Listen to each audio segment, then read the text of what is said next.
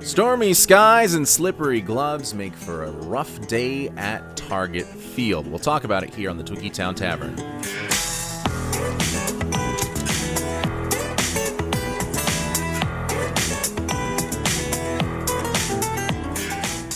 Hello and welcome to the Twinkie Town Tavern, where the beer is cold, the Twins talk is hot, and the stools are always open. I'm your host, Josh Kolojeski, inviting you to grab a drink, pull up a chair, and let's talk about the Twins dropping their series opener to the Kansas City Royals 8-6. Here's how it happened.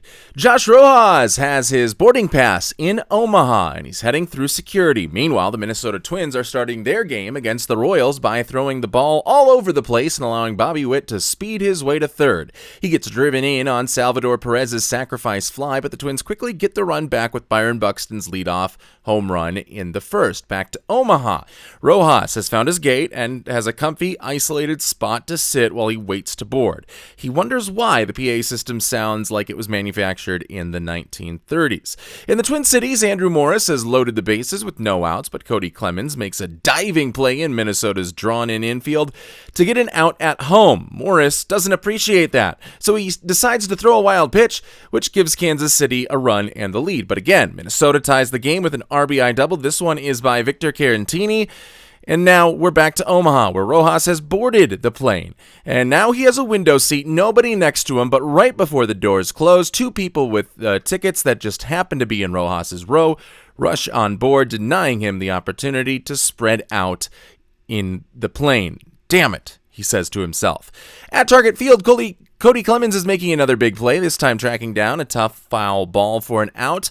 Then he gives his bat some action with the solo shot to put Minnesota up 3-2. Michael Massey ties the game with the solo home run against Mike Paredes as the first batter of the next half inning, but the Twins score for the fourth inning in a row when Ryan Kreidler finds the gap for an RBI triple. The Twins add one on in the fifth with Clemens' second bomb of the game, but they forget how to field. In the next half inning with two outs, Carter Jensen grounds a double down the left field line to score one, and Kansas City sends another runner home, but Trevor Larnach throws a bullet to the plate only to watch Victor Carantini fumble it and come in late with the tag on what would have been a surefire out. Game tied at 5. That's okay. Paredes gets a pop-up into shallow center on the next hitter, and it's dropped. Keishel and Kreidler collide, and Jensen scores to put KC on top. Now, a rain delay, and while we wait for the game to resume, let's get an update on Josh Rojas.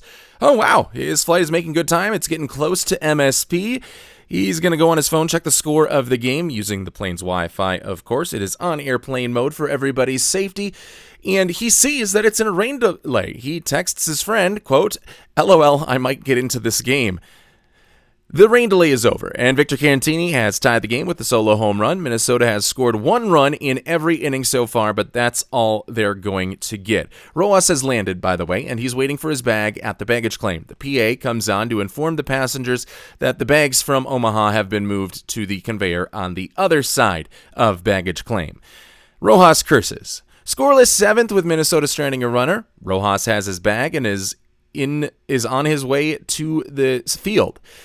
Meanwhile, Minnesota is able to get out of a jam in the 8th with Taylor Rogers. Rojas is in the Royals clubhouse.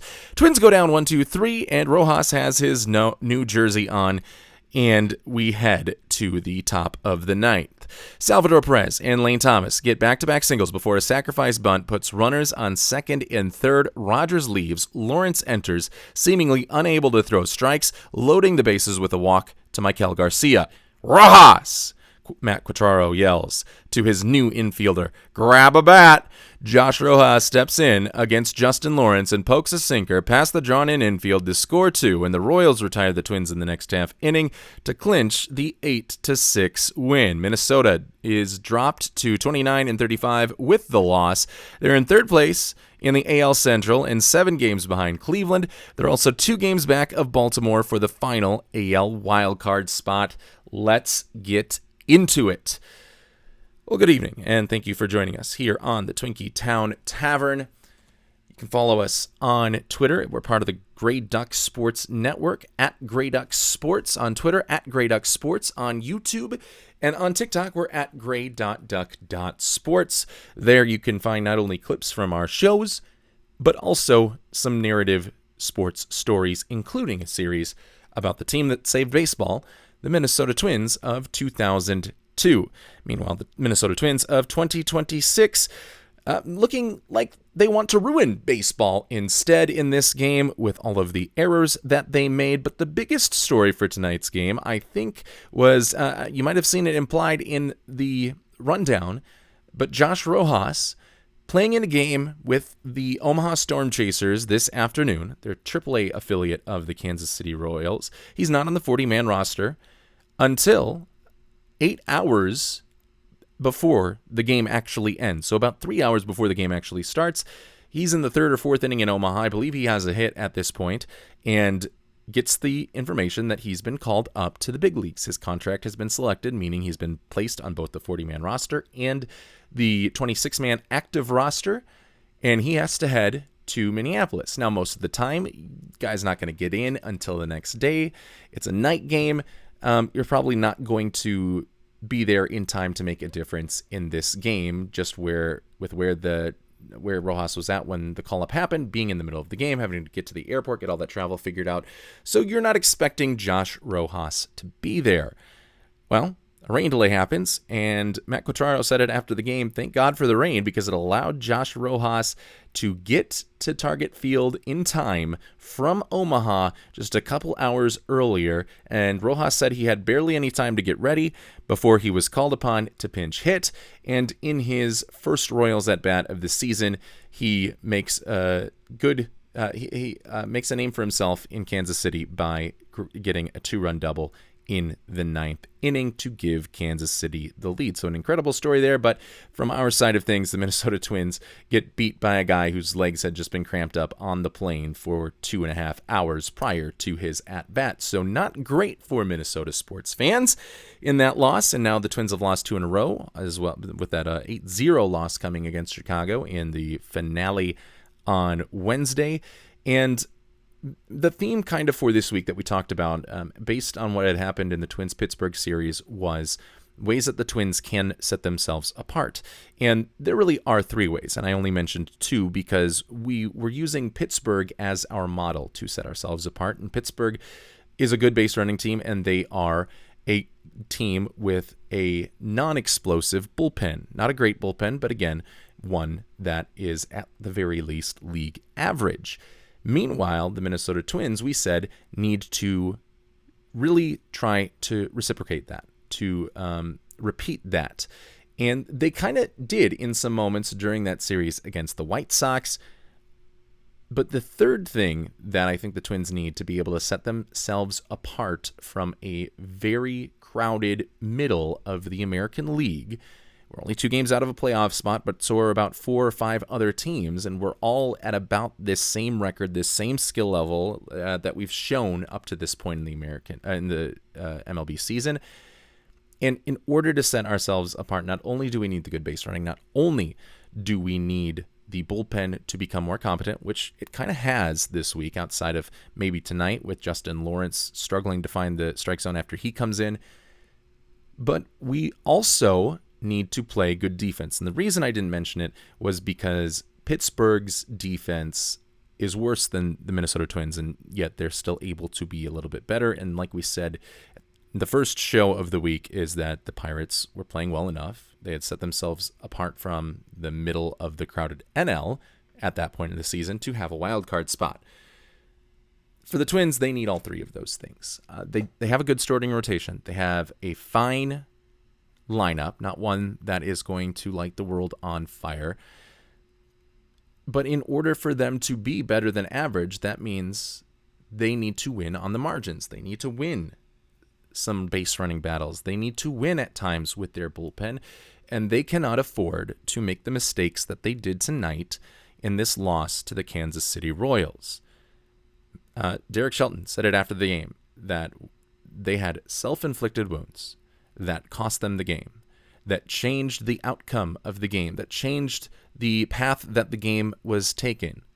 And he said not only the errors, but also the 6 walks that Minnesota had in that game, one coming from Justin Lawrence, and then he gets behind 3-1 against Josh Rojas, and actually throws Rojas a pretty good pitch on a sinker that is tailing away from him, but Rojas, with some good bat control, is able to just poke it through. Maybe it was in a good location, so even if the infield wasn't drawn in, it probably still brings in a run. But it was not mistake-free baseball for Minnesota, and it cost the team. And the most pivotal part of the game for me was right before the rain delay. Minnesota is up 5-3 after Cody Clemens, who is having the game of his life, and we'll talk about that in just a moment. Maybe not the game of his life because he had a 3-home run game last year, but having a really good game on the field with the bat. Up 5-3. He had just hit a solo home run to give Minnesota a 2-run lead. Minnesota has scored 1 run in every inning up to this point. We go to the top of the 6th with Mike Paredes, who needs all the help that he can get as Minnesota's de facto 5th starter right now, or at least 5th bulk pitcher. If they go with the opener, Andrew Morris, and then piggyback Mike Paredes' strategy for as long as Bailey Ober is out. But Minnesota makes mistakes, and Paredes not helping himself out by giving up some hard contact. But even so, Minnesota should have exited that inning with the lead on that double from Carter Jensen. It hit off of the angled part of the wall in foul territory after landing fair. Larnach read it perfectly off the bounce, got the ball through a dart to home plate. I'm not sure Trevor Larnach has ever made that throw since becoming a member of the Minnesota Twins or anything even close to that. And it goes right to Victor Caratini's chest, and for whatever reason, Caratini, he is able to catch it. It's not as if he bobbled it, but as he is going for the tag at home plate, and which should get him by about a split second, the ball drops out of his glove, and when he picks it back up, he has to tag the shoulder of the runner coming in and not the hand. And it was just a poor game from Victor Caratini. And if we were going to give Alex Jackson hell for his bad performance with the glove, then we would be remiss if we didn't mention the bad day Victor Caratini had, at least behind the plate, because he did have, an RBI double, a home run. He had a good game with the bat, but just struggled defensively behind the plate, making a couple of mistakes. Some of these pitches that got past him were ruled wild pitches, but probably should have been seen as passed balls, because he really should have come up with some of the ones that he got, but doesn't make the play for Minnesota, and that allows the game-tying run to score. Meanwhile, the next batter lifts a simple fly ball that should at least get you out of the inning and then into the rain delay and have the game at least be tied at 5 at this point. But instead, Ryan Kreidler and his teammate Luke Keeschel make the silliest of mistakes that I don't understand how they happen at the major league level. They run into each other. They're not calling each other off. Target field isn't necessarily filled on days like these or in any day in this 2026 season, so it's not as if it's particularly loud in there. You should be able to hear the voice of your teammate and know who has priority. And, typically every team might have it differently, but typically it's going to be your shortstop that has priority. But in this instance, I think Luke Keeschel probably should have had authority. He should have taken control right there, because Ryan Kreidler was having a tough time tracking that ball. He was already stumbling back in his back pedal while he was trying to go for it. Keeschel was actually well set up under the baseball to make the catch, and Kreidler ran into him. But even so, if the rules on your infield state that the shortstop has priority on that, even if he's stumbling like that and he's calling you off, you have to let him make the play. And Luke Keeschel did not do that. And again, maybe the Twins have it so that Luke Keeschel has the priority there, because he's just the more consistent player in the lineup day in and day out. But no, he stops Ryan Kreidler. It bounces off of both of their gloves, falls to the ground, and makes this team look like a bunch of amateurs. And Derek Shelton basically said that, but in a nicer way at the end of the game. You cannot afford to have those mistakes. And we now have seen just a ton of issues at the shortstop position. Ryan Kreidler is supposed to be your glove first option, and he's not. Tristan Gray had 3 errors in the 8-0 loss against the White Sox. Brooks Lee has been moved off of that position altogether because of failure to display good enough range and good enough skills at the position. So right now, there's really no answers at the most pivotal defensive position on the baseball diamond at shortstop.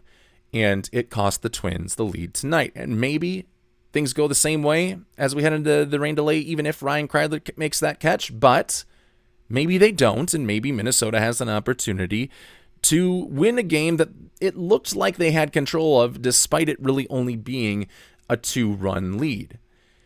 And this was an instance where the Twins set themselves apart in the negative fashion, and that needs to be cleaned up. And that's not on coaching, really. I mean, outside of maybe putting guys in the right spot, but at this level, you should be making the routine plays. We should not have to teach you how to communicate in the infield. We shouldn't have to, there's no way to teach a guy to not lose the ball after he catches it and he's trying to go for a tag and just jostles it out of his own glove. There's no coach to teach that for you. This is on the execution of the players and maybe the failure of the front office, too, to put good players into the lineup. But if that is going to happen, then this is a Twins team that will start to fall away in the playoff race instead of rising to the top, even if the bullpen and base running starts to get on the right track, like we saw a little bit this week. We saw just how bad a poor fielding team can be with these last 2 games. So I don't know what to do at shortstop. We have to wait for Ryan Jeffers to come back at catcher, and even he's not the best defensive catcher in the world, but he has been at least competent behind home plate. We're hoping for that to happen. But enough with the most negative portions of tonight's game. Let's talk about what seems to be the Twins' plan for the 5th spot in the rotation right now. You might remember Bailey Ober, beginning of the week, was placed on the 15-day injured list with a flexor strain.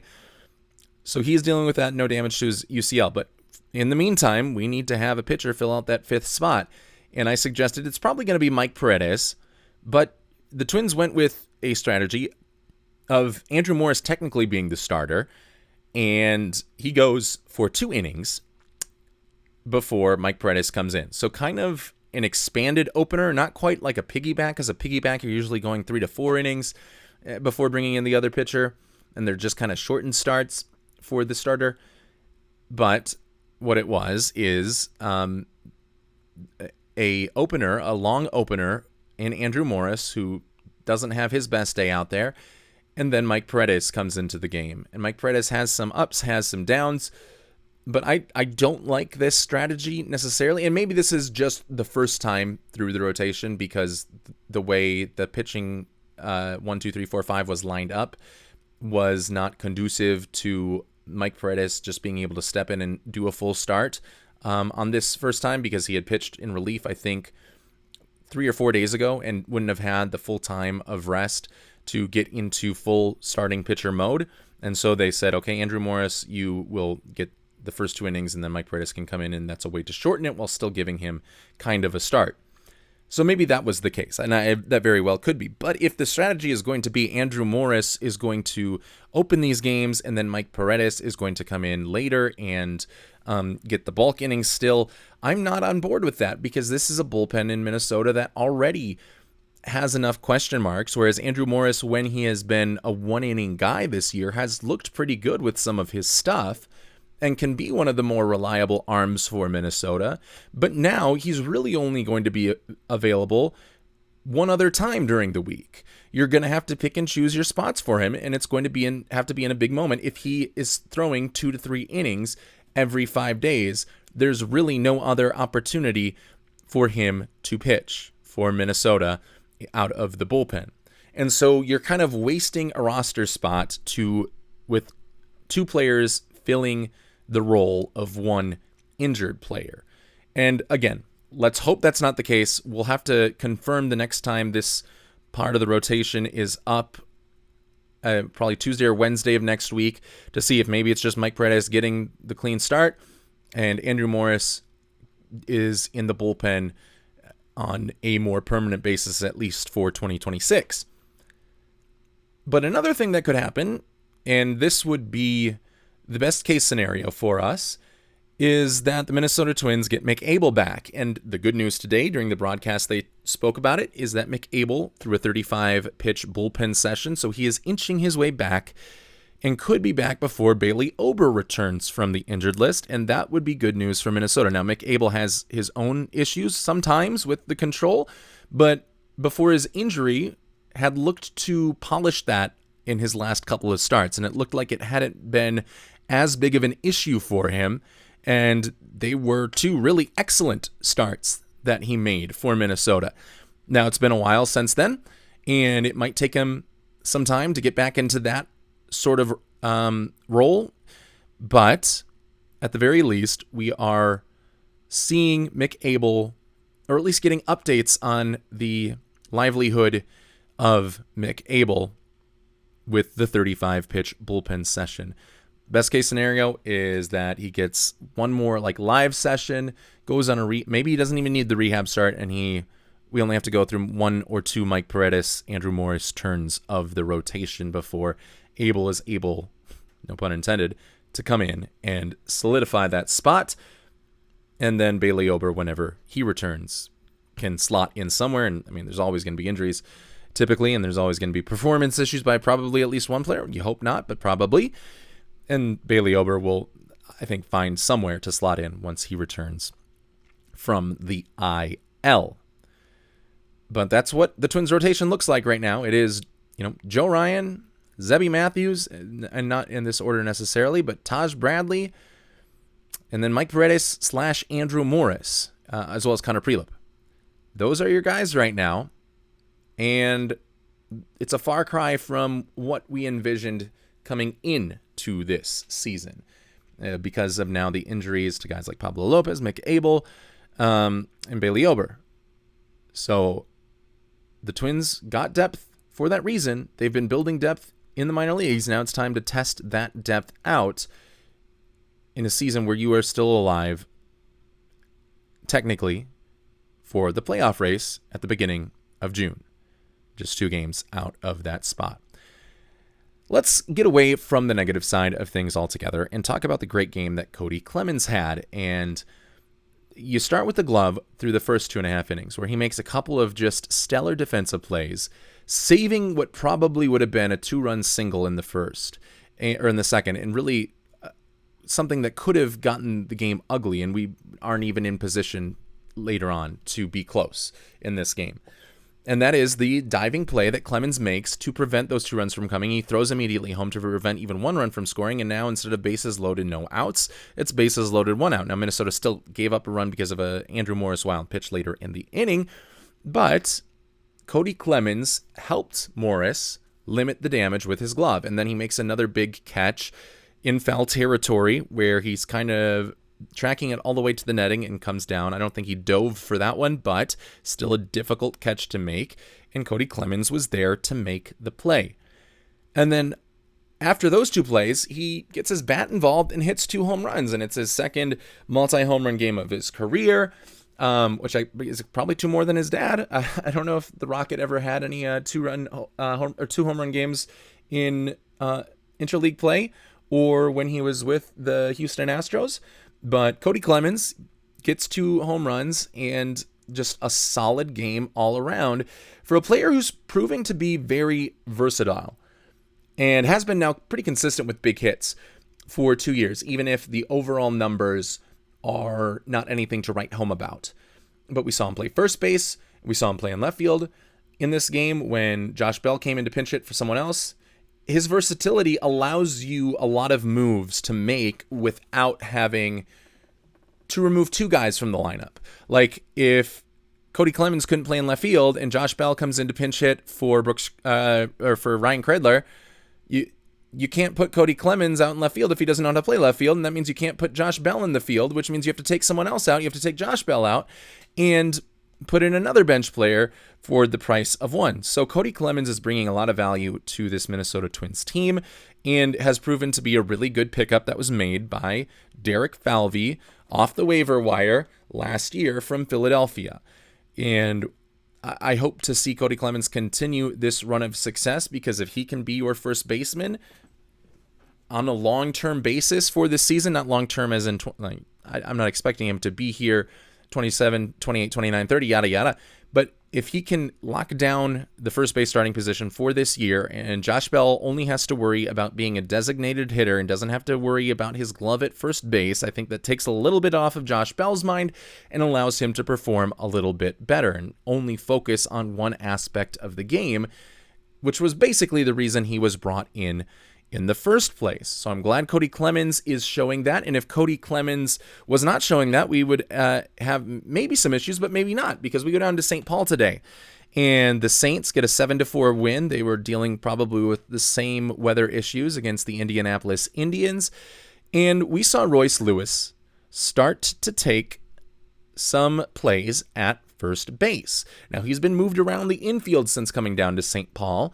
And today was his first day at first base. So they're trying to get him experience everywhere. I don't think shortstop. I don't think he's been put out at that position just yet. But they're trying to increase his versatility to perhaps make him the starting first baseman. And maybe Cody Clemens sees that news and thinks that that first base spot could be in jeopardy and has the game that he has today. Especially with Royce Lewis, the way that he's hitting now with 10 home runs in 14 games. Did not homer in this most recent one, but did homer in the game on Wednesday.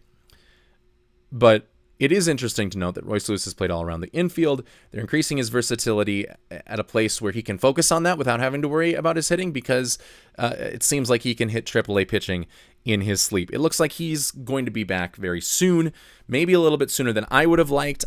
I think when you are having the success at AAA that Royce Lewis is having, a lot of it could come from just kind of resting on your laurels, resting on your talent.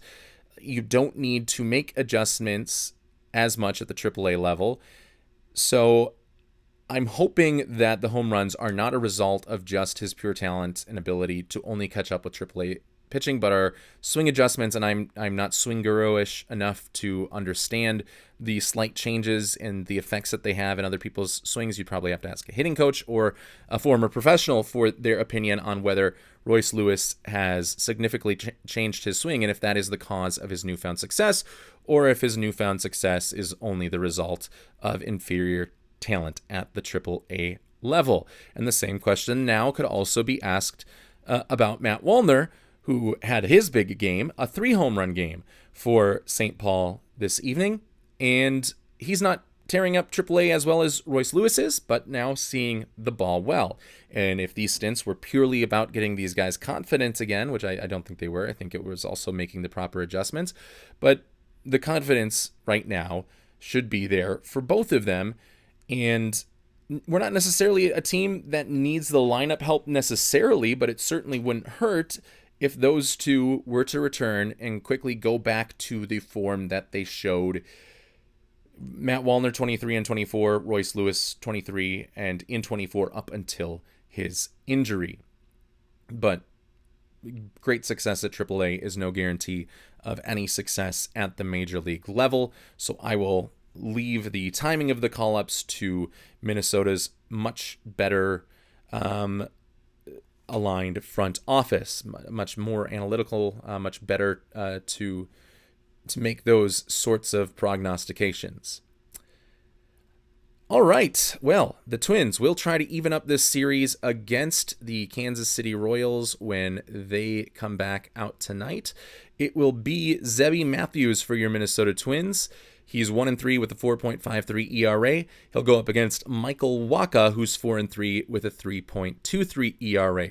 Then the rest of the weekend, your probables are Joe Ryan against Luender Avila on Saturday, and then Connor Prelip going up against Noah Cameron on Sunday. We'll be off for the weekend. We'll break down the final 3 games of this series when we return this Monday. And that is the last call of the Twins Talk for tonight. Thanks for pulling up a stool and joining in on the conversation at the Twinkie Town Tavern.